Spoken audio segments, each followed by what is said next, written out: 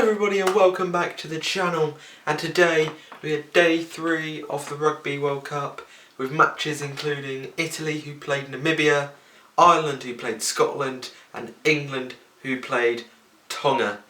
And this video is going to be me doing my review of each of those 3 games. So let's get started.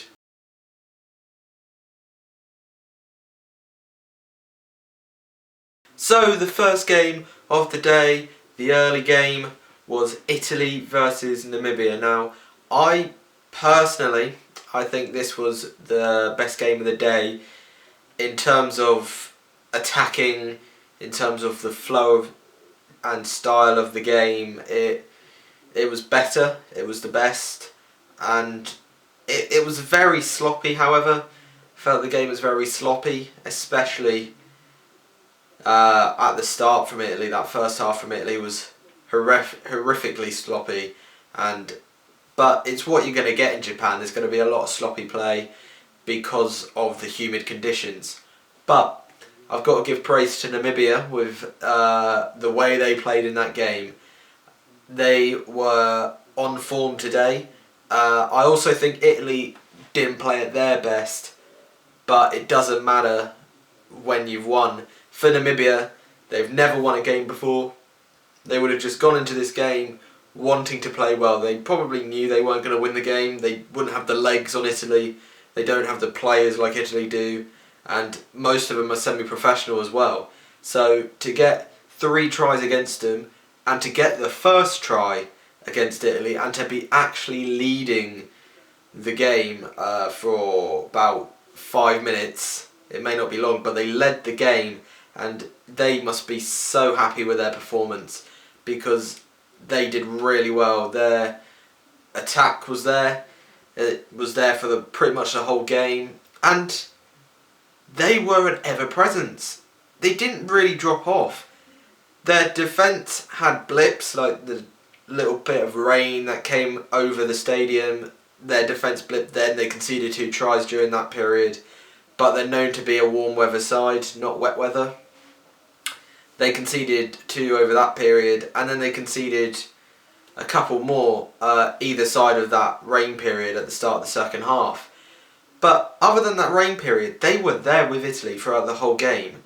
I've got to say, Italy weren't very good today, but for Namibia to stay with them, even though the scoreboard suggested they weren't with them, but they stayed with them for pretty much the whole of that game and managed to keep going throughout the whole of that game. They deserve tremendous credit for, and it's great to see because a team like Namibia never won a World Cup game. They just go in hoping to play brilliant rugby and just hope to please the nation and play well, and I think they've done their nation proud today because they played amazingly. The defence shaped up, the attack was there, every part of their game was there. Yes, it was sloppy, but you would expect that. Then they're technically the worst side in the World Cup. They're the lowest ranked in 23rd place, so you're going to expect sloppy play. You're going to expect their way of playing not to be at a high level of standard like Italy should be. But they still managed to be there or thereabouts with Italy, and it was great to see, really, and it was good. But from an Italy viewpoint, it wasn't the most convincing of days. Yes, it was a win. Yes, they got 5 points, and yes, it will give them confidence, but it wasn't convincing. And really, I felt like Italy were being a bit too arrogant in this game. I felt like they thought that they could just wipe the floor with Namibia and just see off the game without really wasting a breath, and it was complete opposite. And I think Namibia scored that first try and they were in shock, and they did hit back almost straight away because I felt like that they were in shock that that happened. They weren't expecting Namibia to play that well, and they shouldn't really be like that because they should play to the best of their ability for every game that they play, no matter if it's the worst team in the world or the best team in the world. They should always play to the best of their ability, and I don't think Italy did today, and it was their main squad. they were also very scrappy. I mean, Parise had a rare off day. He was all over the place today in terms of mistakes because he was dropping the ball regularly and he was just making mistakes you wouldn't expect him to make. And Italy have had such a long losing run against Tier 1 nations. Having a game against Namibia first is a great time to show what you're made of and to show everyone that you're a good side. But they were just so unconvincing today, and I don't really think that they showed any sort of intent to do well in this World Cup. That performance doesn't fill me with confidence in terms of the rest of their games. I said in my predictions if they play well against Namibia and Canada, they could have confidence into the harder games against the Kiwis and the Springbok. But this game, they got 5 points, they scored the bonus point and all that, but it's not going to bring them confidence. And that's a worry. I feel like they need to play much better against Canada. Of course, win will give them confidence, but I think they need to play much better against Canada because today wasn't good enough. They did win, however. They did win 45 points to 20, so it was a decent result. Namibia got 3 tries. I think it was the first ever time they scored 3 tries in a World Cup match. So there's another record broken for Namibia, for them, a personal record, which is a good thing, showing that they're getting better progressively throughout the World Cups. It's good to see. And yeah, it would have been great to see Namibia get a bonus point. Unfortunately, they didn't. But yeah, it was a good game from them. Poor from Italy, but I think a good game from Namibia. And now, with them playing that well, I'm looking forward to when they play Canada. Could they get their first victory in a World Cup against Canada? Who knows? We'll have to wait and see. So yeah, a 45 points to 20 victory for Italy against Namibia. Both teams will be confident going into the next games. Italy after a comprehensive victory, even though they wouldn't have played as well as they would have hoped, and Namibia for playing very well. So we'll see how they get on in the next games, of course. Italy have Canada and Namibia will have South Africa. We'll see how they get on in those games.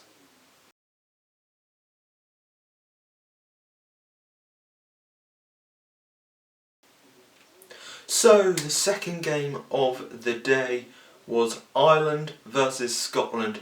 The big Pool A clash between two teams who are hoping to top the group.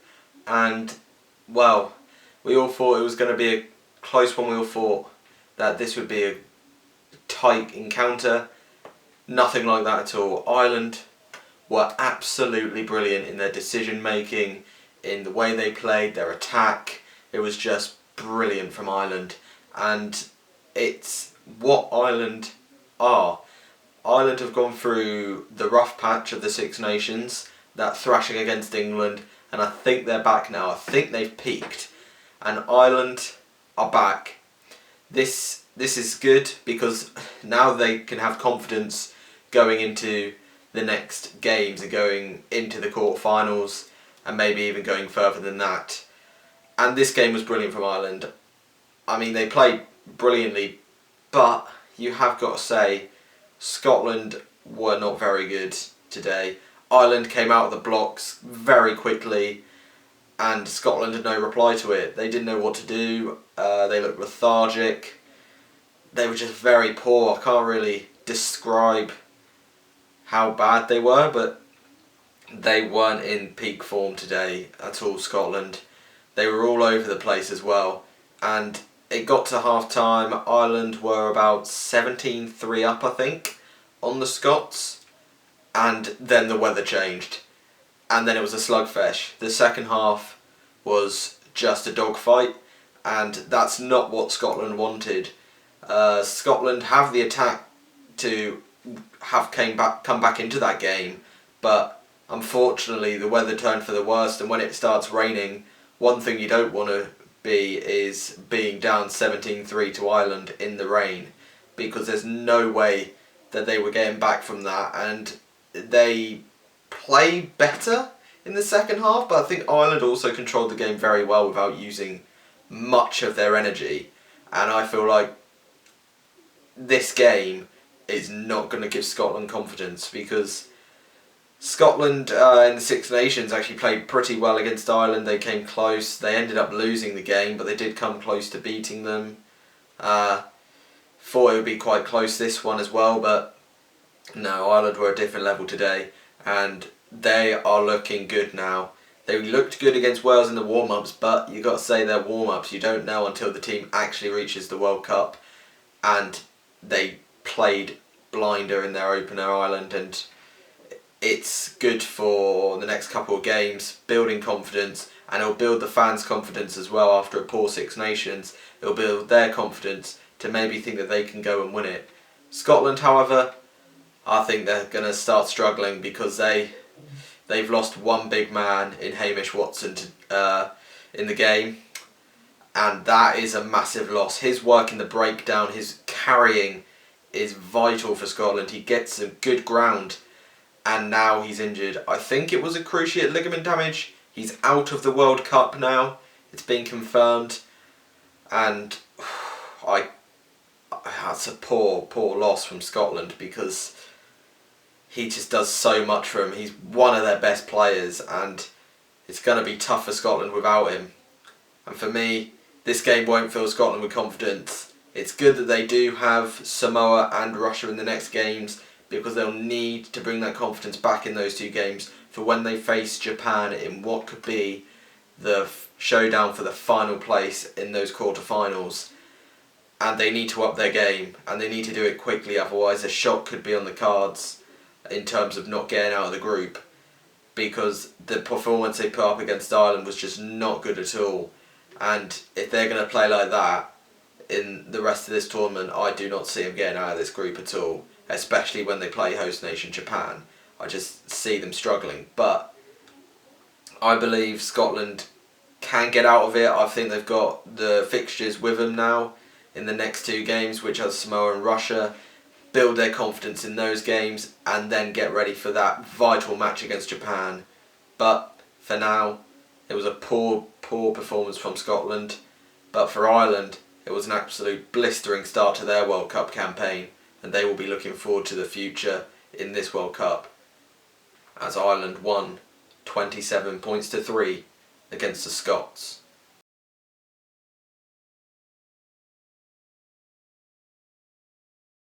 So the final game of day 3 was between England and Tonga. This game, as much as it was high scoring for England, it wasn't the most entertaining of games. But England, they got through the game, got 5 points. It was a struggle, a very big struggle, but they got the 5 points and they got through the game. I've got to say, Tonga only got 3 points in the game as a whole, but they defended very well, and that will please them, because they only allowed England to have 3 tries pretty much until the last couple of minutes, when England managed to get over and score the bonus. So the defence really held strong for Tonga throughout the game, and it's not like they were a distance away from England. They were there and they were with them, but they just didn't have the attacking intent. They weren't very good in attack. They weren't showing themselves that much in attack, and when you're playing against, when a tier 2 team like Tonga is playing against England and you're not scoring tries, it's obvious that England are going to come through and score tries. So that's how there was such a big gap, because Tonga didn't have the attacking intent, and we know England can score tries, so that it looks a bit lopsided in the scoreline. But really, Tonga did show up. They were there for pretty much the full 80, and they defended very well, but their attack just wasn't really there. They also conceded quite a few penalties as well to England, and that also helped England to pull away as the game went on. But on an England perspective, they played alright, their attack was good, and their defence was solid. To not concede a try was a very good thing, and that will give confidence in their defence, especially when they play teams like France and Argentina. They will know that they can rely on their defence, which has definitely got better, and to not concede a try is a very good thing. But they did have a lot of handling errors. I know it's very humid out there, the ball's very moist, but they've still got to sort out their handling. I mean, the teams would have trained in these conditions, they would have been used to the slippy ball, but that didn't help obviously because England made over a dozen worth of handling errors, and it didn't help in their attack, and that's the reason why they only managed to score 4 tries. They would have been able to score more and create more chances if the ball would have ended up in the hand. And they don't want to be this complacent. If they get this complacent, if they keep having these issues with handling, it might just be a one-game thing, might just be a blip, but if they continue with these handling errors, it's not going to help them at all because they're going to lose attacking quality and attacking intent, and creating chances will be gone as well, especially in games that are important. That's going to be a big factor. So England need to sort out their handling. But a shining light on the whole England performance, which was a decent performance, was Manu Tuolangi. That guy was a beast against Tonga. He was amazing. Unstoppable almost. Scored 2 tries. If you got him in your fantasy teams, you've obviously done really well. But scoring 2 tries, 2 brilliant tries as well. He's just such a good player. And now England fans are probably going to want him to be wrapped up in cotton wool for the USA game and not play him. I can see why, because he is on form. You got to think, a couple of years ago when he was suffering all those injuries, you had to think, would he come back? Would he be at peak form? My God, has he reached peak form? What a turnaround his career's had. He was looking ominous to not actually getting an England start again. He comes back and he's done brilliantly. Brilliant start to the World Cup for Tuolangi, and he is one of these big players for England who can change a game in an instant because he's got so much power. He could just push over the gain line all the time, and he did that against Tonga, and it helped him to score tries. Of course, Tuolangi scored 2 of them, and he was just a brilliant player against Tonga at the weekend, and it's good to see. England overall, they played well. Of course, I said they defended well. Their attack was decent, but for me, the one little bit that they need to fix is the handling errors. Fix the handling errors, and that performance would have been good. But yeah, if they just fix those handling errors for the next couple of games, then their game will be much better, and they'll probably score more tries as well because they wasted quite a few opportunities through the handling errors. So yeah, they need to fix up on that. For Tonga in their next couple of games, I think their defence was alright. They don't really need to change their defence, but they need a bit more fluency in attack. They need a bit more intent. They need to get forward a bit more because they're basing so much through forward ball, and sometimes it can be really easy to defend. And yeah, so really Tonga need to up their attacking quality in the back line, and then they can go forward and start scoring tries. But if their attack's not there, they're going to struggle scoring tries, especially against good defences. So for me, that's what Tonga need to do. But overall for Tonga, they did play quite well, defended well, and they did alright. It will give them confidence. They didn't do too badly. They only limited England to 4 tries and had to make them work to get that bonus point. So really, Tonga didn't play too badly, but England managed to have that attacking quality just to tip the Tongans eventually, managing to get that bonus point, 5 points, which means they sit top of the tree in Pool C, and that will give England a full load of confidence.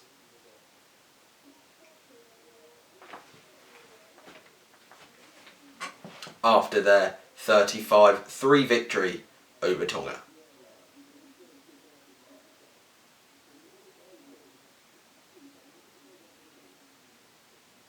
So yeah, that is my review of Day 3 of the World Cup. Thank you everyone for watching. Put down in the comments what you thought on those 3 games and what you think your predictions are now going forward for the rest of this World Cup. And also, what are you thinking about this World Cup at the moment? Are you enjoying it? I sure am. So put that in the comments down below. Thanks everyone for watching. A like and subscribe would be much appreciated. And I'll see you guys in a bit.